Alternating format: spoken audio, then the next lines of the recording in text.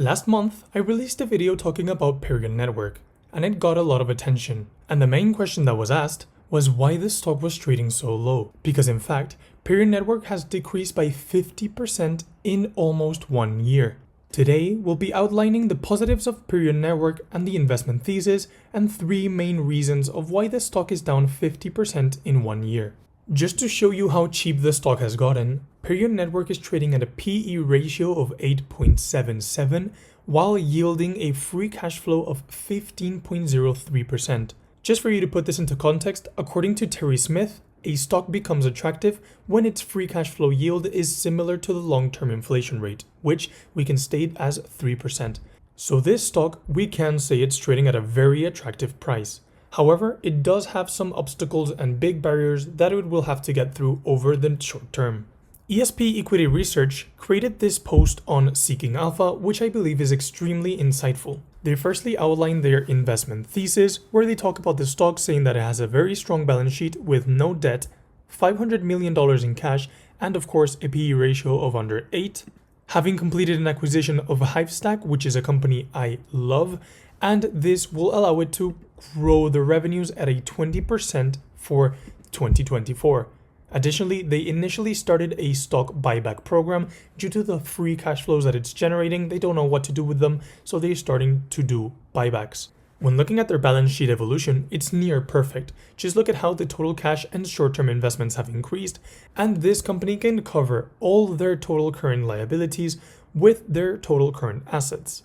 And additionally, the book value per share has been growing, despite the total shares outstanding has actually been increasing, but this is due to the acquisitions, and now that they have actually started a buyback program, we expect this total shares outstanding number to decrease or become a lot more stable. When looking at their income statement is when this company becomes a monster, because they're growing their revenues insanely fast year over year, with a fantastic gross profit increases obtained from a stable gross margin. Additionally, their SG&A percentage of revenues is actually decreasing year over year, and the same is happening with their operating expenses, meaning that this company is getting leaner and being able to generate higher free cash flows from every single dollar they generate as revenues. And here we can see exactly that, as their net income has been increasing, but the free cash flow has been growing at a higher compounded annual growth rate, something that we love to see in the cash flow compounder channel. Now, Perion provided guidance for 2024, saying that they expected their revenue to increase by 17%, but their adjusted EBITDA only by 6%. Well, the main reason for this is the Hivestack acquisition, as they will be paying $100 million in cash, and then as well they have a 3-year employee retention plan of up to $25 million. So these two will weigh in on their adjusted EBITDA. Also remember, if you're enjoying this video and want to see more of this type of content, consider subscribing as it actually helps us a lot. Now we get into the interesting part.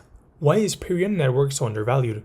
Well, in this research paper, they actually provide 3 different reasons. The first one is the acquisition of Hivestack, because although this is a very profitable company and which has extremely high growth potential, it is expensive and will actually eat onto the EBITDA and the free cash flows of 2024.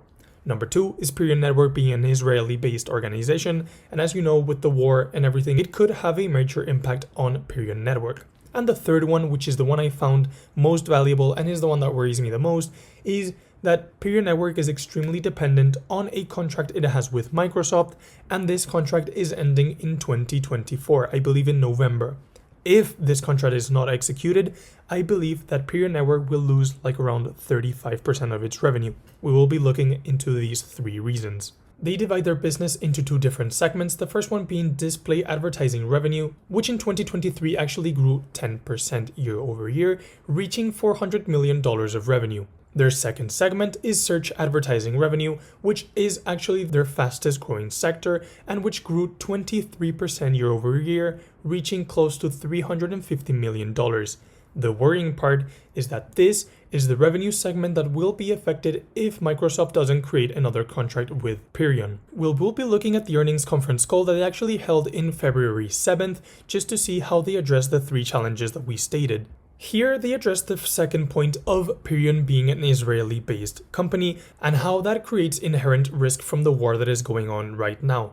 However, they state that nearly 100% of Perion's revenue is generated outside of Israel, and only 45% of their cash and cash equivalents are held in Israel. And additionally, they said that their employees who were drafted into military service have now returned to work and the business continues uninterrupted. And now for the first point, which was the doubts on Hivestack acquisition and whether this will actually carry inherent risk, I believe this is more of a thing we should look as a long-term play.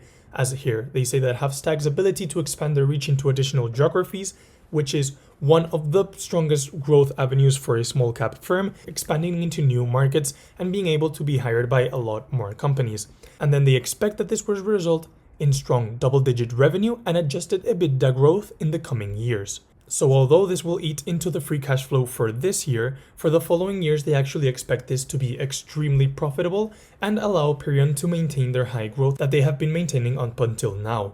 Finally, it's good for us to consider that right now they have, I believe, over $500 million in cash, and when they were asked about additional M&A operations in 2024, they said that they're always looking for additional M&A operations as they want to add more technologies for the retail space, CTV, and measurement. And additionally, since they have so much cash flow, so much cash, they say that they're also focusing on buybacks as it's always part of their discussions to reduce the number of shares outstanding and improve the earnings per share. Now, their largest risk is outlined over here in their 2022 annual report, where they say that their search advertising solution depends heavily upon revenue generated from their agreement with Microsoft Bing, and any adverse change in that agreement could adversely affect their business. Now, the main thing that I'm focusing on is that the Microsoft agreement accounted for 37% and 35% of the revenue in 2021 and 2022 respectively. Now, it is true that they have been trying to become less dependent on that contract. However, since in 2023, the majority of growth for their business actually came from their search advertising business, I believe that this revenue percentage has stayed around 35%. And if this agreement doesn't come through, there will be huge consequences for Perion, as a lot of its growth potential will be lost and a big part of its revenues will also suffer from these damages. As we can see here, for the year ended in December 2023, their search advertising revenue grew at a 23% and accounted for almost half of the company's revenues. So by that being affected, the growth rate being brought down, this company would not be growing at a 16% year over year, and although it would still have very good growth potential, it would not be anything as it is right now. So we have to consider this inherent risk. The only proper risk I see is the partnership with Microsoft. I believe that the market has actually overreacted because they would be losing 35% of their revenues at most, which is unreasonable for their stock to actually come down over 50%. I understand that their growth potential would be reduced, but let's imagine a worst case scenario where the growth potential actually comes down to 10% year over year growth. That still does not deserve a 9 or 8 PE ratio for a company of this quality. And additionally, this is actually a small cap company, so it's always going to have some inherent risk. However, I believe that the risk to reward here is actually very profitable and very fruitful.